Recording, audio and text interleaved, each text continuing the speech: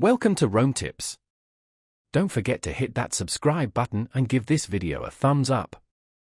All the links mentioned in this overview are down in the description below. This video reflects my personal experience using the product. Solflare is located at solflare.com, a platform offering users a comprehensive suite of tools for managing their Solana-based assets.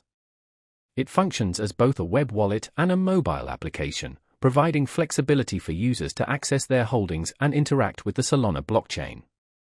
The platform boasts support for a variety of Solana tokens, including SOL, as well as numerous SPL tokens, allowing users to manage a diverse portfolio within a single interface.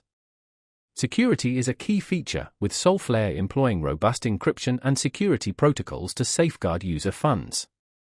Additionally, users maintain full control over their private keys, enhancing the security and decentralization of their assets. Solflare facilitates staking of SOL, enabling users to participate in network consensus and earn rewards for their contribution. This feature encourages active participation in the Solana ecosystem and provides a passive income stream for users. Beyond basic wallet functionality, Solflare also offers integration with decentralized applications, DApps, built on the Solana blockchain. This seamless integration allows users to easily connect to and interact with a wide range of DeFi protocols, NFT marketplaces, and other decentralized applications within the Solana ecosystem.